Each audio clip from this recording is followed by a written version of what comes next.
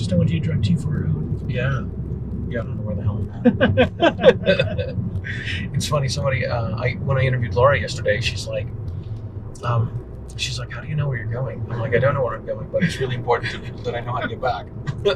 Before we start today's show, please visit the sponsors, affiliates, and friends of the Stagecoach. The Square Reviews, brutally honest product and travel reviews for red-blooded Americans by red-blooded Americans. Visit them at thesquarereviews.com. TheGunFood.com has an extensive network of partners to connect you with your guns, ammunition, and firearm training. The Gun Food only sells ammo that they trust. Use RSWC as a discount code and save 5.56% on your order at thegunfood.com. PowerTac flashlights have combined premium craftsmanship, American ingenuity, and cutting-edge technology, creating a highly dependable tool that you can trust your life with.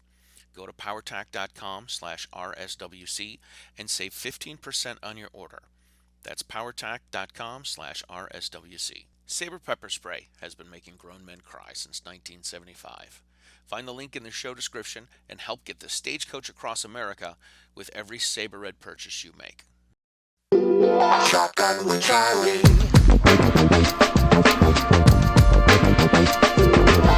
Riding shotgun refers to the practice of sitting next to the driver in a moving vehicle. The term riding shotgun came around after the time of the Stagecoach, when somebody used to sit next to the driver holding a shotgun, in case they ran into bandits. My name is Charlie Cook, and I drive a lot. I like to talk to people while I'm driving, so I interview people in my car while I'm driving. Welcome to Riding Shotgun with Charlie.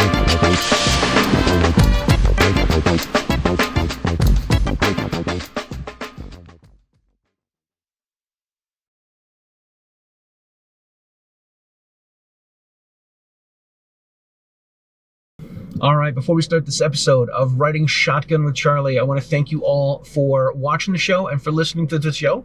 If you have not subscribed to the YouTube channel, please do and hit the notification bell because that's good for all of the YouTube analytics.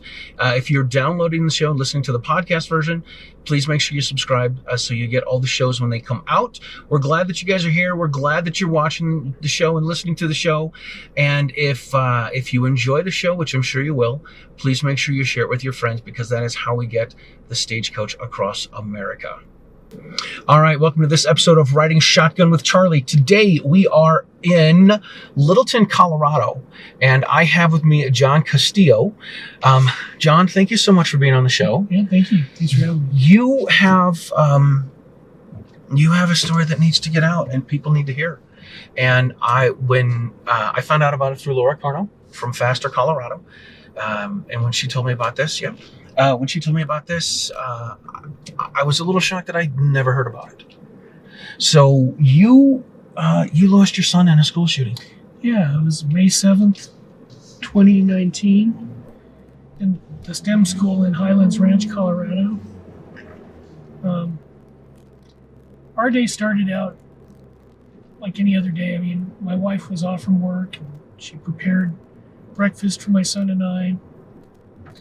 And he was 3 days away from high school and 1 week away from his, graduating from school. Yeah, graduation. So around 2:30, I get a call, and it's a coworker telling me that it was a message in text. He said, "Kendrick goes to the STEM school," and I replied yes. And he said, "Active shooter." And I'm like, I was sitting in a Chick-fil-A restaurant. I'm like, no, this can't be. And I went back to work and turned on the television, and I can see that law enforcement was mobilizing, and they had a reunification site set up at a recreation center. Contacted my wife. She didn't believe it when I called her. She said, no, that couldn't happen, not at Kendrick School. And I told her, turn on the news. And we rushed to the reunification site. I was trying to text him, call him. My wife was doing the same. And we weren't able to reach him. And yeah, that's how it started. We got there and we can see that I didn't want to like call him directly because I didn't want to blow his cover if he was trying to hide or whatever it was. But we got there and it was starting to rain and people were being reunified with their children. There's law enforcement agencies and ambulances and media from everywhere. And we couldn't find Kendrick. I started to ask people there, have you seen him? Nobody really knew anything. I went to a messaging app that we had for robotics, and I started to ask people, can you report out if you're okay? And they started to, report back. I'm okay, Mr. Castillo. So I asked, has anybody seen Kendrick? And nobody had seen him. And then finally I get a text, and it says, Mr. Castillo, Kendrick rushed the shooter. And I was trying to understand it and process it. It's just, So another person said, we believe that he was wounded and he was taken to a hospital. So I turned around looking for law enforcement and I told them, our son Kendrick and his last name. And he said, what'd you say your last name was? I said, Castillo. And he said, come with me. And they put us in a racquetball court. And then he said, we're finding out what's going on. We're going to take you to the hospital where you believe that he is. So we go and we get in there and they get to the nurse's station and they're looking for their son. And 3 people behind the nurse's desk looked up and they said he's not here. And the police officer leaned in and a nurse leaned in and whispered in his ear. And my wife the whole time was asking me what's going on. And we told her I didn't know, Right up here at Seven Stones, we can take a right into the parking lot. This is where Kendrick's buried. It's a beautiful place. Let's drive through there. I said, I didn't know, I didn't know what was going on. And then he said, folks, I need you to come around the corner with me. And they had a waiting room. And we went in and a chaplain showed up, a detective, and a police officer. And they asked me, they said, can you describe what your son was wearing or what he looked like? And I said, well, he was wearing cargo shorts and a hoodie. And they said, can you defend it? Did he have any tattoos or piercings or anything like that? And I said, no, nothing like that. Can you definitively describe him? I said, he had some Ray-Ban reading glasses. And she closed her tablet and she said, I'm so sorry. Oh. That's how we found out that Kendrick lost his life in the school shooting. And my wife was like, take me to him. We have to see him. And they said he's part of the crime scene. And we didn't see him for over a week and a half before the coroner was done with him and he was in the funeral home. And, that's how the shooting happened. And that's what's transpired. It's just the news no parent wants to get. Oh my God, no. Yeah. What ensued afterwards was almost more horrific than the event. We had politicians and people getting involved, gun control folks trying to sway our opinion on gun control and things like that rather than focusing on the crime. And what we discovered through a trial, we had a juvenile that had to be brought into an adult court. We had an adult shooter who was old enough to be tried. Right. Now, you said the adult shooter is also transgender? No, it was the juvenile. The juvenile. The juvenile was, biologically a girl, female, was transitioning to being a boy. And, was dissatisfied with her life. The plan that they had was it to be a murder-suicide.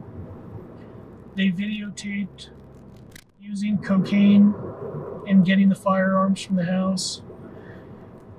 They kept it on their phone so they can use it as, if they got caught, a ploy to get out of the crime, which didn't work. They use Snapchat and other apps that would disappear or go away, and they're able to retrieve that information. So that's how that started. In the trial, it had everything that was made for television. Really, it was. We had heard that the adult shooter was neglected, living in his car. I think both of them had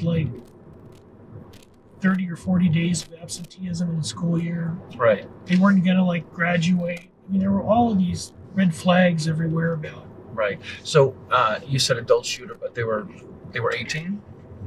18. Still in school? 18 was the adult shooter. The other one was much younger, like 16, if I recall correctly. And okay, sorry. A lot of absences. Yeah, a lot of absences. All those things. So we're in court and we're hearing just it felt like a Jerry Springer show where they're talking about what crappy lives these two have had. Straight. And we went through that. And the parents of the adult shooter hired an attorney here in town who teaches law at DU Law School. And he's represented celebrities like Kobe Bryant, people like that. So, we were blown away that, here comes in these powerful attorneys trying to get these murderers off, basically. Right.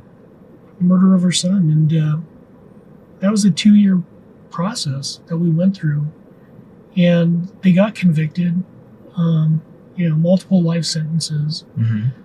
The transgender juvenile is the one that got the lesser of the sentences, and because of a Colorado law that was passed in, I think, 2010. If they can prove that there was no mental health issues, they can enter into a program and have their sentence cut down to as little as 7 years. Wow. Yeah, terrific. Yeah. But so, as we've gone through that, we found our voices through the media. We started advocacy. We discovered Faster Colorado, which supports having armed school staff. And we're trying to do things that are going to make a difference.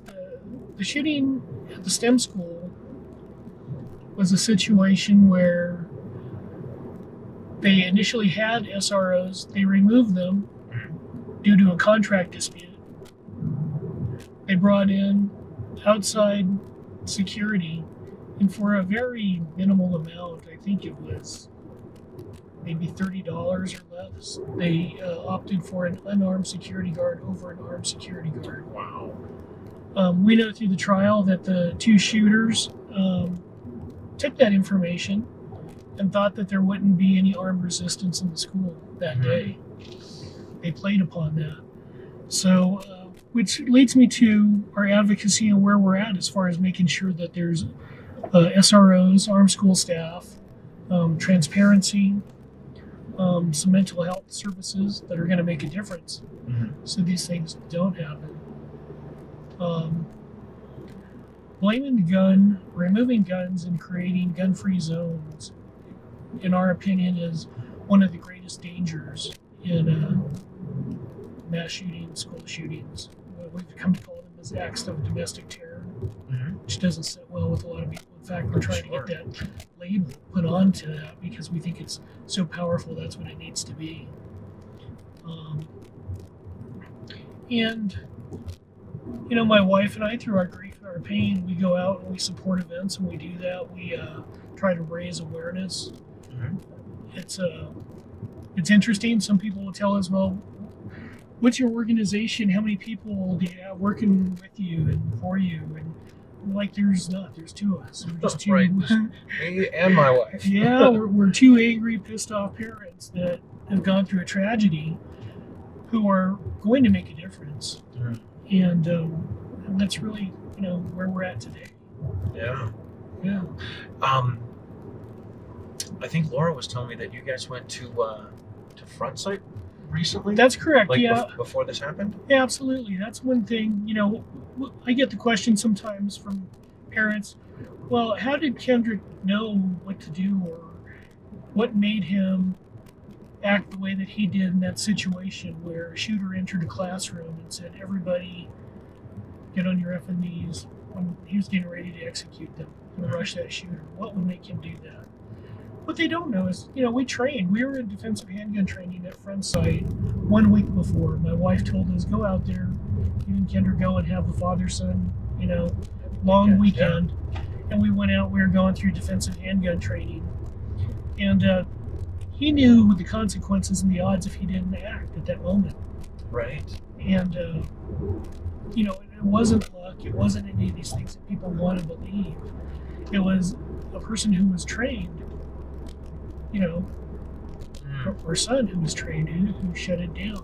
Right. And a couple of other students, there were other heroes in that room too, I need to acknowledge. There was Brendan Bialy and... Can you take a left here? Take a left here. Brendan Bialy, Joshua Jones, Jackson Gregory, and the teacher, Lauren Harper, who, by the way, the teacher has a concealed carry permit. And probably wasn't able to carry. Wasn't able to carry in the school, but she, she was a concealed carry person. Yeah. And so yeah, we were out there in Front Sight. We were training. We've grown up with guns. We elk hunt and deer hunt. Kendrick was looking forward to being able to, get a concealed carry when he was old enough. But we were comfortable with guns in our house. His grandfather was a Marine who served in the Korean War and taught him how to, shoot a long gun very well. And yeah. We had a few, I'll call them older pistols. They were revolvers and things like that. And later on in life, we bought more of the polymer guns and things like that are out. Yeah. So, that's incredible. It's one of the guys that I like to listen to. His name's Anthony Calandro. He's got the Gun for Hire podcast.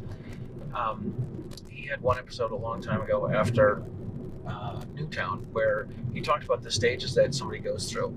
But one of the other things he said is exactly what you said. He said what we need to do is his phrase was rush the bomb. We need to rush these people. We need to stop these people because most of the time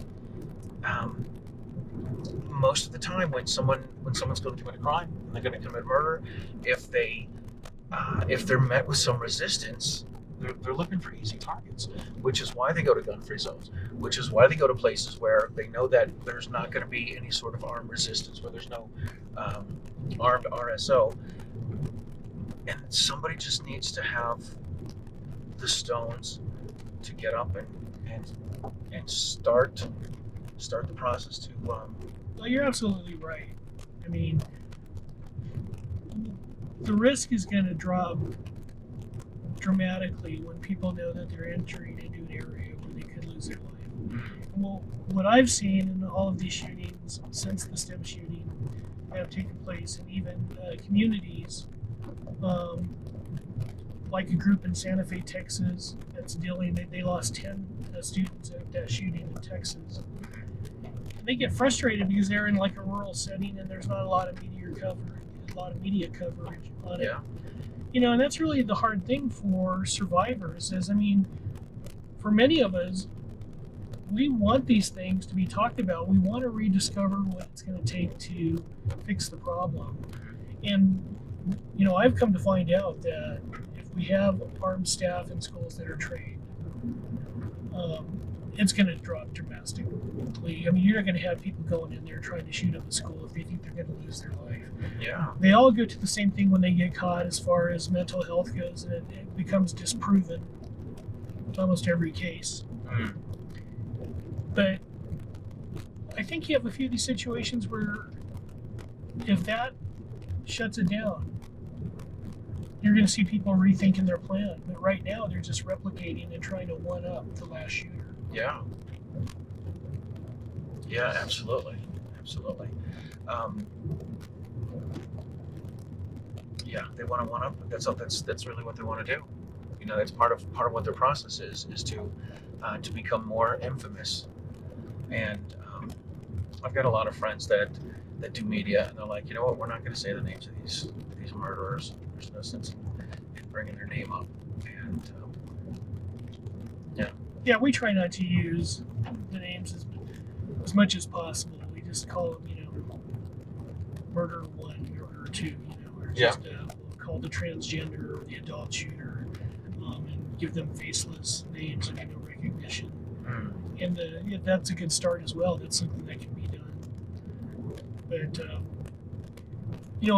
our thing is we go out and I start to talk to people and I tell Kendrick's story and what took place there. A few things are frustrating. One of them is, by definition of the FBI, a mass shooting has to be 3 or more people who were killed in the shooting before they can call it a mass shooting. Right. Now, it gets even worse because shootings that don't fit the scope of mass shootings are being called mass shootings, and ones that where a hero stopped, a shooter, don't get recognized at all. So, that's important to me too, that I think that we need to recognize, especially when it's a school, that it's talked about, and then how we're going to address it. We have to look at solutions that are viable, that are not just SRO contracts. My wife and I support SROs, but that should not be the only go-to avenue. Yeah. I've come to find out that there's some very pricey contracts between law enforcement and schools, and it turns more into a business model. Oh my gosh, sure. Than protecting children, Absolutely. I mean, and let's face it too. First, we learned from Parkland that the resource officer might not do what their job is. That's right. Second, the resource officer can only be in one place. So if they're essentially doing rounds, and they have a way that they go through the school every day to check things, the students are going to know this, and they can wait. They can, possibly just set their clock by when the resource officer is going to be there. But the resource officer isn't going to be everywhere. No, you're spot on. I mean, everything you just said is accurate, and I bring those points up. I mean, you have a uniformed officer that sometimes is shared between schools. Even walking his beat within a school, they know where he's at any given time. If you're going to harm people, a marked car in the parking lot says that he's there or he's gone. I mean, so there should be layers to that. I think the fact of having an SRO with younger kids is more to identify as having somebody there that you can trust in law enforcement and build that relationship. That's a good part of it. As far as being a protector, I think you need to have some autonomy and people there who nobody knows, who are at the ready to take out a threat. Yeah, absolutely. Absolutely. And this is one of the things that I like about the FASTER program is they're arming the school staff, and it's not just teachers. It could be custodians, principal, secretary, whatever. But they don't say who's the armed staff, which is very important because we know from all of these things that they look for gun-free zones, and I believe the Aurora movie theater shooter was the first one, the first mass murderer that didn't shoot themselves and wasn't killed by the police. So as soon as he was met with resistance, he stopped shooting. Okay. And honestly, it's one of these things that make me rethink that maybe I should get some sort of like a crimson trace or something with a little laser on it, so that you could, if the bad guy knows they're going to get shot and they're gonna stop when they run the risk of losing their life, then maybe that would stop things a little bit quicker. No, absolutely. When you look at these horrific events, there's viable solutions. Just we have to educate people, and I guess that's what our advocacy has turned into. Right now, it's more of an educational piece, showing people engaging in dialogue without it becoming combative or arguments about, why guns are needed.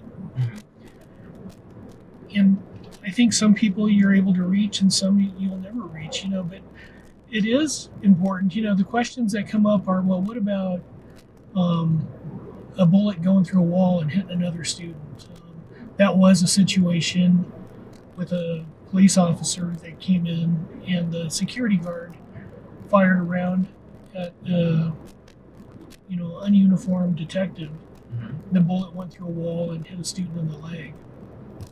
And they weren't, seriously injured, but, that comes up. And I'm like, well, we have to think about that with our advocacy. And we talk about transparency through schools, talking about the threat levels that exist in the schools. But not only that, capital improvements. If you're going to be remodeling a school or something, I mean, I've been in some older schools here in Denver that have these like subway tile and cinder block walls that nothing would go through. Right. And then our modern schools are just thin drywall. But, why don't they put a layer of plywood or ballistic something in there so it doesn't travel through on its worst day when they're reconstructing this stuff? We just need to think about threats that are going to take place in our school environments and figure out how we can combat those things. But removing armed staff or making gun-free zones is, in my opinion, not the answer. Yeah, it's definitely not. It's definitely not. And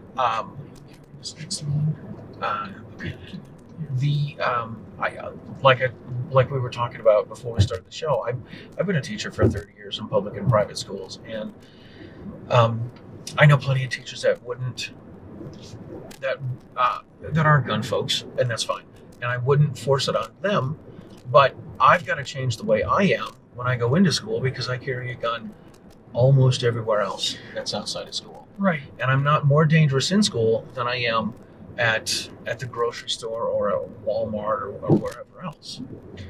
No, that's true. And I think in our environment today, we create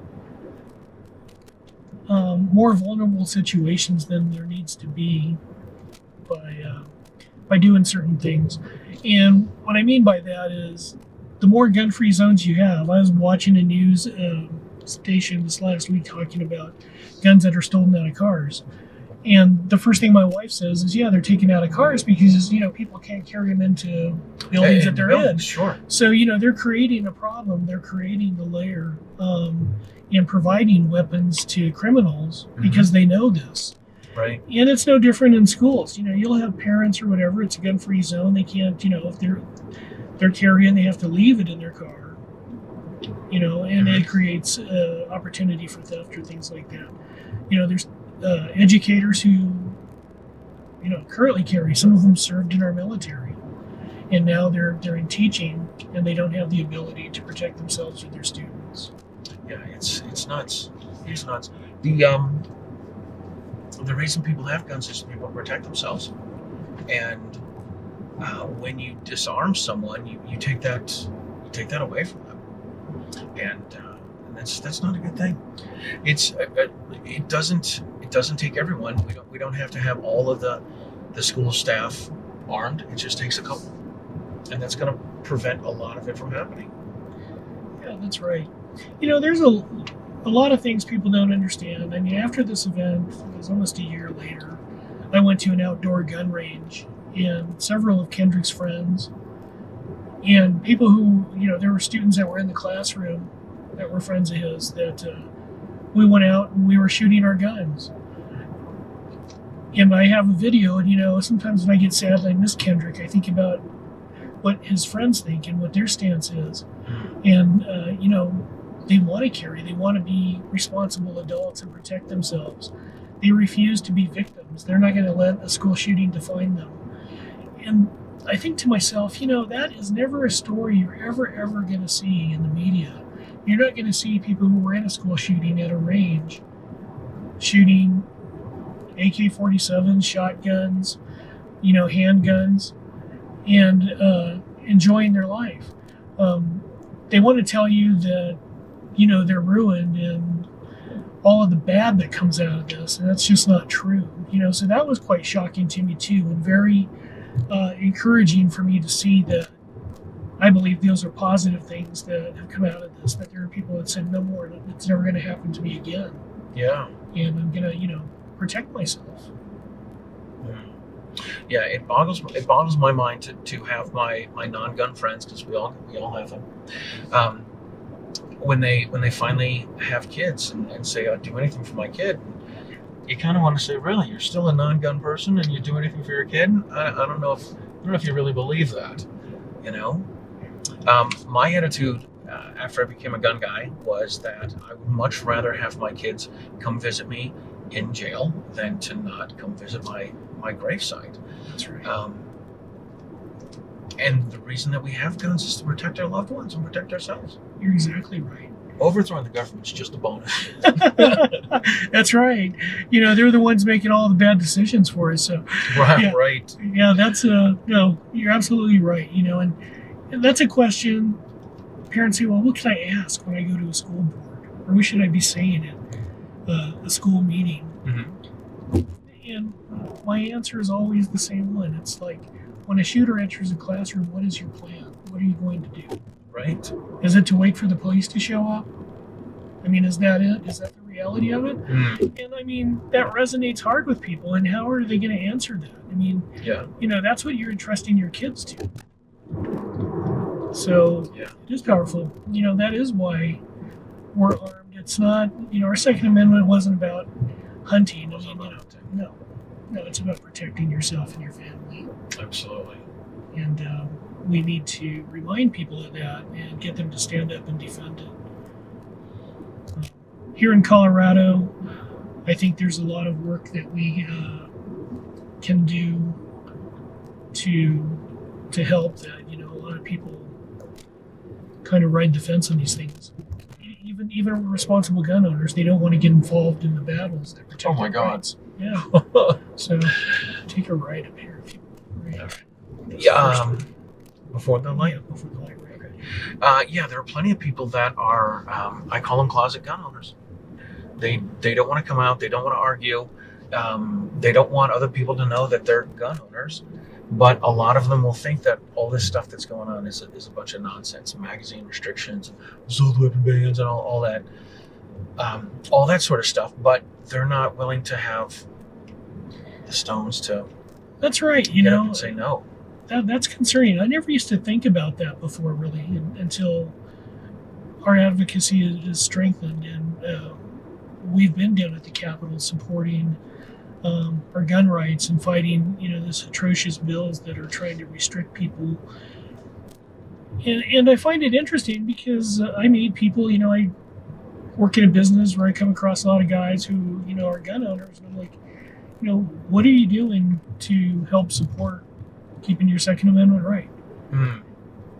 And they get kind of quiet, and they say, we just enjoy shooting, we stay in our lane or whatever. And I'm like, for less than a couple of boxes of ammo, at least support, people who are fighting some of this awful legislation. Absolutely. And do something. That would be one good thing that you can do if you don't have the time to get personally involved. Absolutely. It's easy to write a check. Yeah. Like you said, a couple boxes of ammo, and then you're good to go. Yeah, people don't want to stand up. They don't want to do anything. One of the things I often say is the people that want to carry don't want to hunt. The people that want to hunt don't want to carry, and nobody knows what's going on with the shotgunners. Yeah, that's right. That's true. So true. But yeah, people don't want to get involved, and a lot of times you hear people and they're like, well, they're not. It's our Second Amendment right. It's in the Constitution. They're not going to take it. But in the Constitution, it says the right shall not be infringed. Here's what infringement is: a gun-free zone. Here's what infringement is: licensing. Here's what infringement, passing a background check.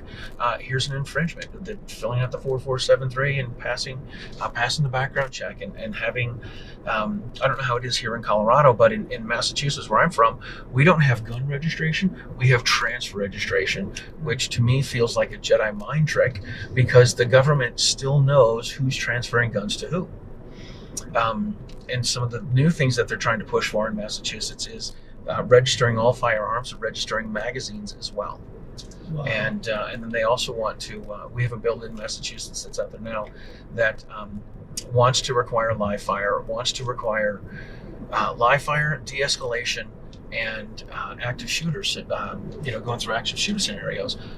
But they also won't let you carry anywhere. So you've got to do all this training, spend all this time, spend all this money to get some training to be able to carry, and then they don't want to let you carry anywhere. So it is one way to discourage people from getting a license to be able to exercise this constitutional right that they have. Yeah, it's really heartbreaking. My wife and I attended it was Rocky Mountain Gun Owners did a meeting on one of the bills that they were showing up at the Capitol for to try to keep from going through, and it was assault weapons ban bill. And one of the other bills that was accompanying it was one that talked about registration of firearms. And I saw people in there who either be my father's age or older who were concerned about passing their weapons down to their grandchildren. And they would be breaking the law if they just passed it to them without registering it and having approval. I mean, we've gotten to such a ridiculous point that all of these crazy things that are taking place are making honest citizens into criminals. Absolutely. We call them the law-abiding criminals. Yeah. And some of the stuff some of the stuff that's proposed is going to immediately turn people into felons overnight over something they had that was perfectly legal yesterday. It turns them into a felon tomorrow. And it's nothing that they've done. It's just something that they've had with the law coming out and changing and saying, oh, we're not going to have those anymore. That's not going to be legal. Right. Okay. Yeah, no, it's true. How sad is that? And it's kind of sad for me because you see a very small percentage of people who are fighting for everyone to try to keep these things from happening. Yeah. And there's a lot of people who just don't think it's a big deal, but it's one bite at a time that you're losing your freedom. And it is important. I mean, we see how many times good guys have stopped bad situations. Here in Colorado, there was a young man named Johnny Hurley, and unfortunately he lost his life because he was picking up the weapon of the shooter that he stopped. And he was gunned down by another police officer who didn't know that he wasn't the shooter, but he had taken the shooter out that killed the police officer. Wow. And, I mean, yeah, those things can happen. They're going to happen.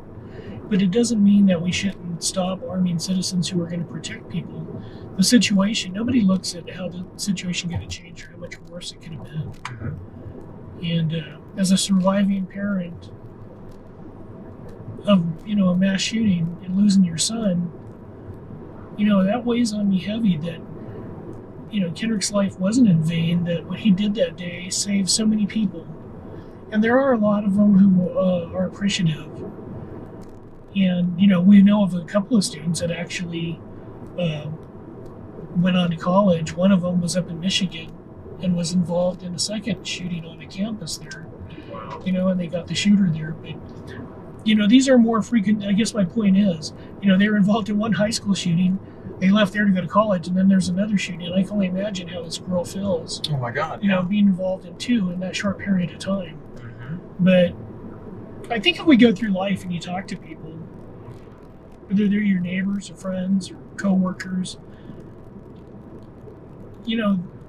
there are individuals who have lost their life who could have had a chance of being alive if they were armed or knew somebody around them was armed to stop a shooter. Absolutely. We can't we're in a time where we can't rely just on law enforcement. You have to become self-sufficient and know how to protect yourself. Yeah, you really do. You are your own first responder, for sure. And you can't, when you get out to rural places, police are a half hour away, 45 minutes away. Yeah. Interesting you say that because, with FASTER, we find that a lot of our rural communities have embraced armed school staff. Many of them have one deputy or sheriff, and he can be, 30, 40 miles away. Mm-hmm. And they know they have to rely on fish and game or somebody to be in a situation. Right. So they get it, but the need in suburbia, and now we're finding out more in urban settings, is just as dire. For a long time, urban schools thought it was a suburban problem. Right. And now, it's all over. You never know where it's going to happen. It's not even within our country. It's a problem around the world, actually. Yeah. It is really sad that people think they need to harm other people, And there's nothing, these people have these feelings, whether it's through having a mental health issue, or suffering from depression, or whatever, losing their job, getting divorced. You know, people, we all go through depression. We all go through that stuff. That's true. And you have to find a way to persevere. You do have to persevere, and you know that cop out is unimaginable. I think there's a percentage of that of mental health out there, but that is slim. I mean, we don't see our veterans who are dealing with this, who are homeless, coming back in mass quantities and committing these crimes. On occasion, you'll get maybe one or two or something like that. Right. Something horrific. But it's the same thing with school shooters. You know, it can't be every single person has a mental health issue. I think as a society, we try to compartmentalize that and come up with reasons to justify. And the other thing is, you know, solutions to fix it are physical barriers, you know, restricting gun rights, rather than looking at it from the opposite point of view and being defensive and shutting it down so you eliminate that risk of continuing. Yeah, for sure. So have you traveled around the country to do some advocacy in other places? I have. I've not so much with you know, the armed school staff and the gun stuff yet. I'd like to do more of that. Our advocacy is some of it's faith-based and creating stronger families. Yeah. So this is an overlying thing, and I think we're at this point where people don't necessarily believe it, but we all see that it's true.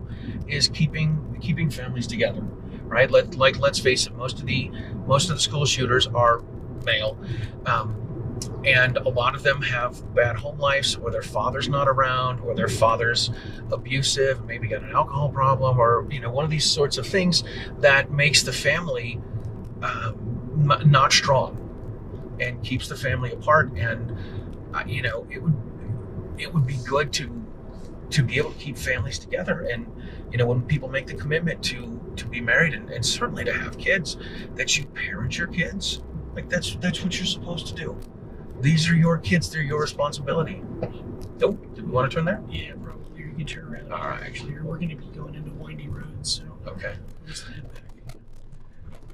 So you do, you know, parenthood is it's a responsibility. Yeah. And it's a responsibility. It's a responsibility just like owning a firearm's responsibility. And you have to be responsible with your kids. You have to be responsible for your kids' actions. You know, obviously until they get to a certain age, but they have to have that positive influence.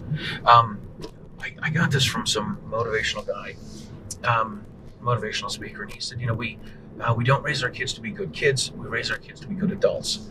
And when this is like making a copy of a copy of a copy of a copy, it gets worse every time. That's right. So if you're, you know, if there's a generation of kids that don't have a mom and a dad, or that don't have a strong male influence, particularly for boys, they're not going to be a good influence on their kids, and it's just going to perpetually get worse. It does. And, you know, I used to think and talk about, you know, we have fatherless homes. Mm-hmm. And I've migrated away from that thought, because that's really not the case. We have families that are absent. When I say that, and I talk to groups, I often bring that up, that, you know, we have perfectly good homes, in fact, very nice homes. And, you know, mom and dad are there. They're working. They're Venmoing money to their kids. They're providing Ubers for them to get here and there while they go out and they drink wine with their social group. Right. And they're absent. They're absent in their lives. They're not at the dinner table. They don't know what their kids are doing.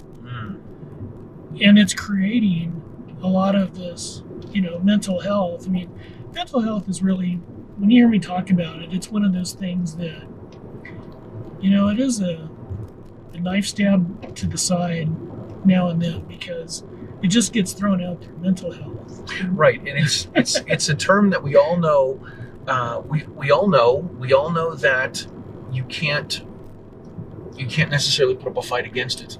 Yeah, right. And it never gets identified.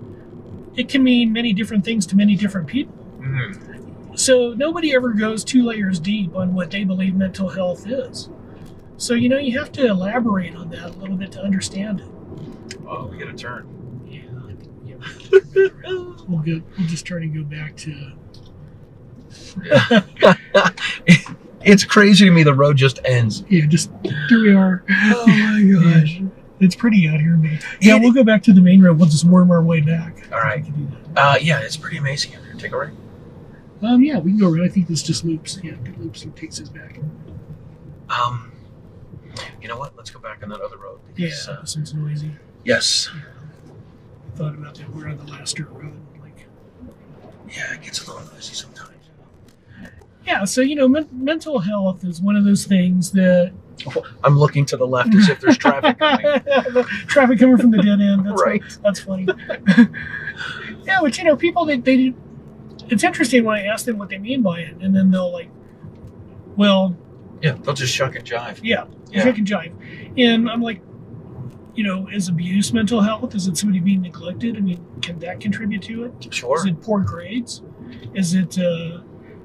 Kids bullying you at school, having your parents come down and yell at you because you're not getting enough grades, you're not as good as your brother. We hear about the sexual indoctrination and people not being comfortable being in their own skin. Is it that? I mean, so I really try to get people to discuss what they think it is, because then that kind of derails them on the fact that it's more of an excuse than it is an issue in many cases. Yeah, for sure. For sure. Yeah. Yeah, no, that's it. Very interesting. But yeah, the absent family, it's just like I said, I mean, they're able to just provide money, but they're absent from their kids' lives. Yeah. And it really sets off the situation that's a trigger. And, in our advocacy, we recognize that suicide amongst teens and self-harm, there has to be a connection. As we've gone through court and have done depositions here, we found that mental health threats or self-harm threats are not the same as a physical threat. They like to keep them separate, and I asked that question because, what is keeping somebody from flipping that switch to saying, well, if I'm going to kill myself with suicide, why don't I just take out an entire school? Right. Take somebody with me. Yeah. So. Yeah, it's pretty wild. Yeah, so those are all things that play into this, and yeah, they're definitely factors. Yeah, definitely. What are some of the I take a right or left? Right. What are some of the things that I mean, you guys are taking this horrible situation and turning it into something that's positive, into something that's going to change some other people's lives. You were showing me some stuff that some people that honored Kendrick, right. And there were a ton of them. Yeah, there's a ton. People have done amazing things.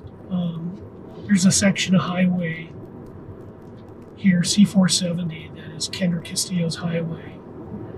That was dedicated to him. There's a NASA came out and they put his name on the Mars rover Perseverance. It's now on Mars.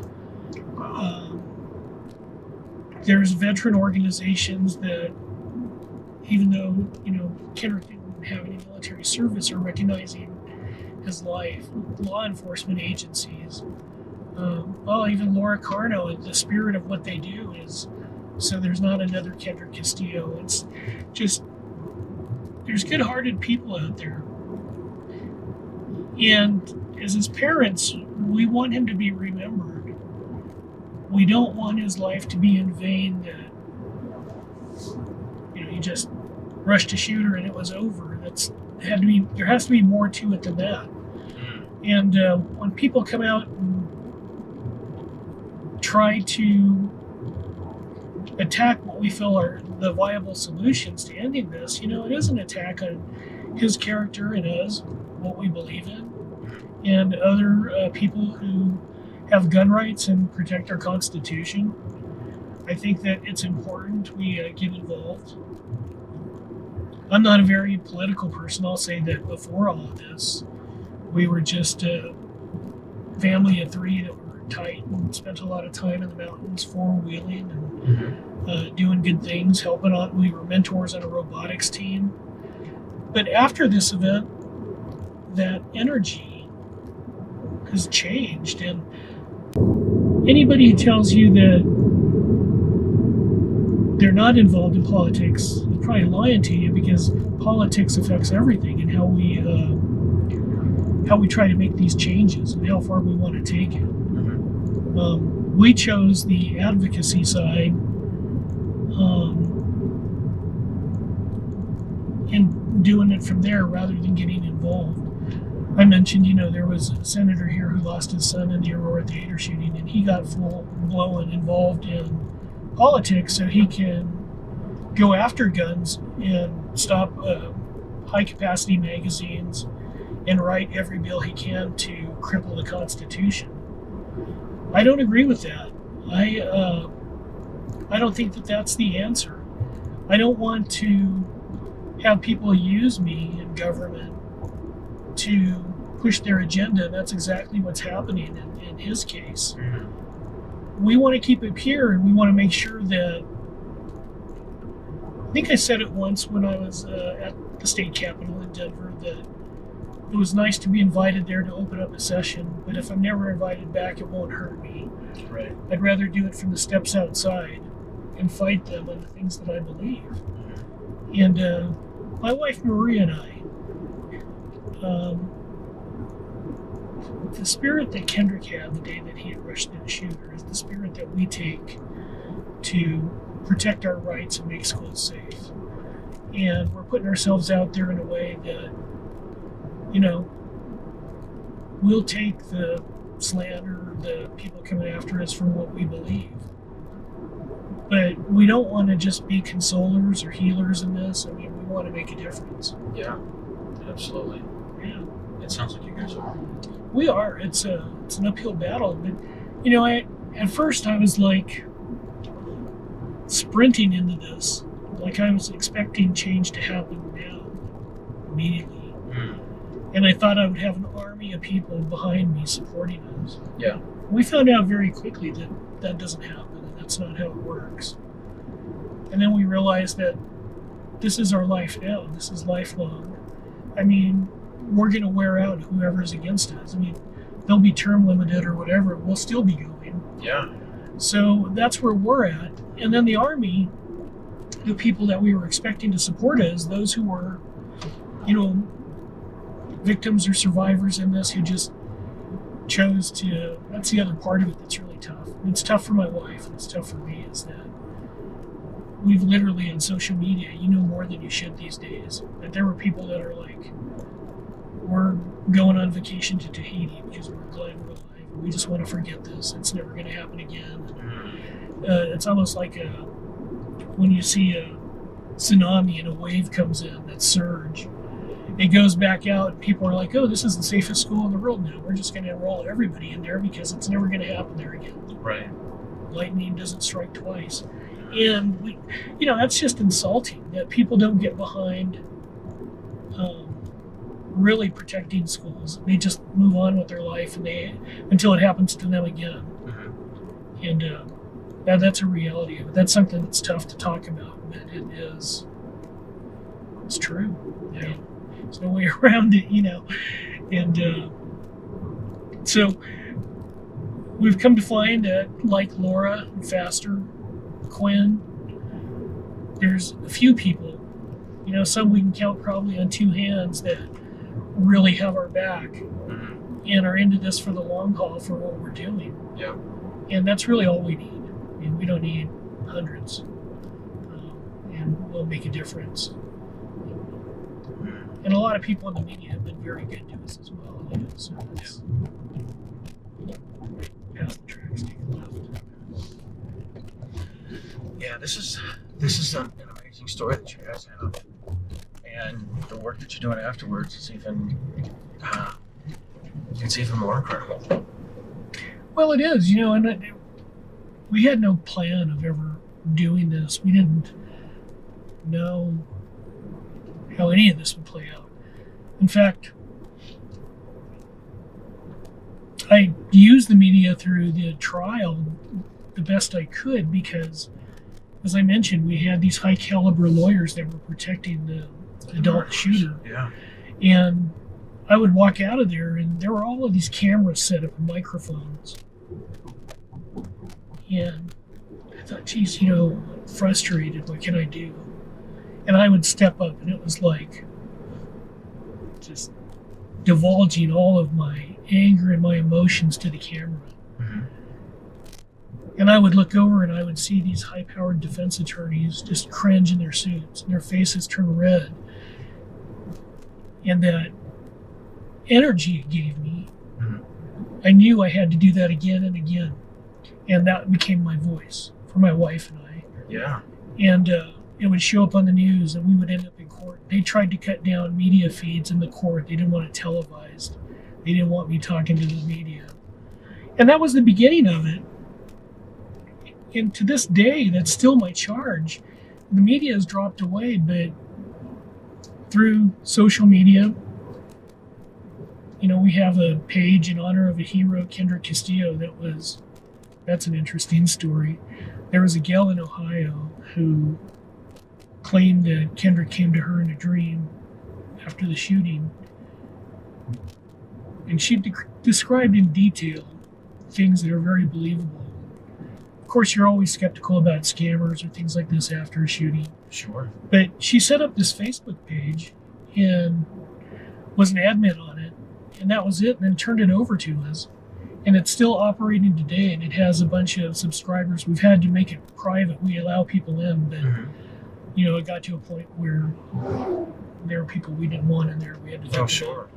But we've stayed in contact over 4.5 years with this gal, Mm-hmm.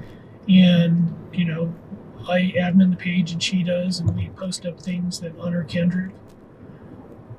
But I use that as a platform now. Sometimes when I'm having a rough day or something's crazy, I might go on there and do a Facebook Live post to inform people. And then some of my political rants, out of respect for Kendrick, I just leave on my own social media page. Right. And people tend to follow both.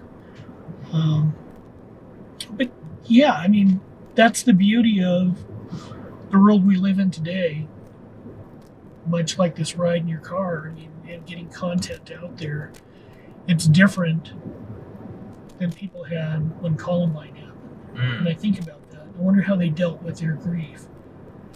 Because that's an interesting point. Yeah, I think people don't realize that. They don't take that into consideration. Yeah. I don't know where I would be today if I wasn't able to vent in certain platforms or avenues and let people hear this content to strengthen their knowledge, educate them on what they can do to become, responsible gun owners, defenders of our Second Amendment, advocates for school safety in their own towns and neighborhoods. Yeah, how do you do that without a platform? It's hard to do. Yeah. Definitely. All right, listen, we're almost back to where we need to be. We need to wrap things up. Okay. How can people find all your stuff and help out? People can go to In Honor of a Hero, Kendrick Castillo, on Facebook, and just we let most people into the page, right? And they can see the content there. Also they can email me at castfamily1776@gmail.com if they have any commentary or if they would like us to speak at an event. We haven't traveled out of state too much, but I'm not opposed to that. We don't charge for any of our talks. We're just trying to make communities safe, so there's no fee involved. It's just a matter of coordinating how we can support whatever community there is. Sure. And I can do that via technology, Zoom or a platform like that. Or, we can do it virtual or we can do it live if it's pertinent enough, and to people in other states who follow your platform. So that's really it. Reach out to me and let me know what your interest is and how I can help your communities. I will say that our advocacy is a 3-part advocacy. I'll just touch on that real quick here. Mm-hmm. It's early intervention in schools with kids to identify mental health, and that's through mentorship, getting them involved in extracurricular activities, enrichment activities like robotics.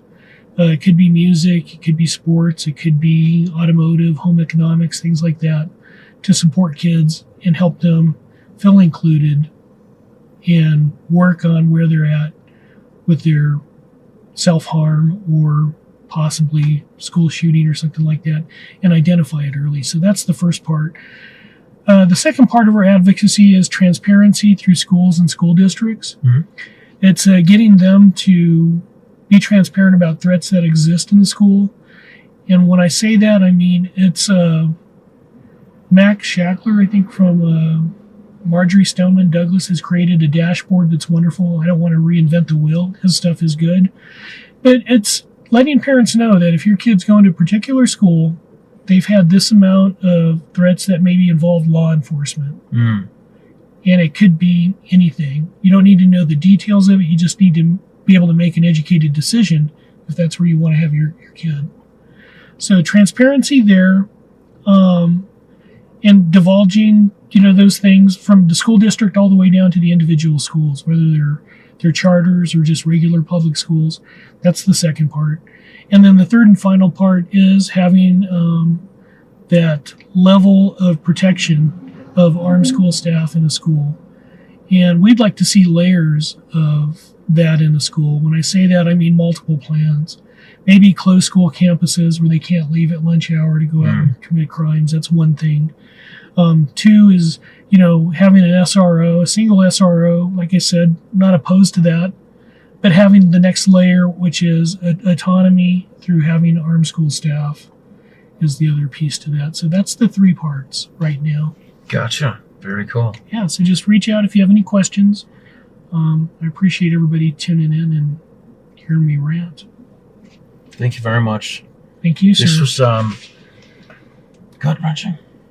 Anyway, we're going to close things out here. So we'll put links to all of all the stuff that you mentioned. If you are not a member of the Second Amendment Foundation, you can join them at saf.org. There's going to be a link in the show notes as well. And you can check out all of your favorite pro-freedom podcasts at sdrn.us. That's the Self-Defense Radio Network. Thank you so much for sharing. This has been, yeah, it's gut-wrenching. And I'm sorry that you had to go through all this, but I appreciate all the work that you're doing. Well, thank you for taking the time. I mean, it's important stuff. For those who want to know, the pain never goes away. I mean, we miss our son every day. Mm. But the best way we can honor him is to do what's right. And our government, all the way up to our president, they're not doing it. They're not protecting your gun rights. They're not eliminating these gun-free zones that are keeping our educators and our students safe. So not at all. Yep. So thank you. All right. Thank you. We will see you guys next time.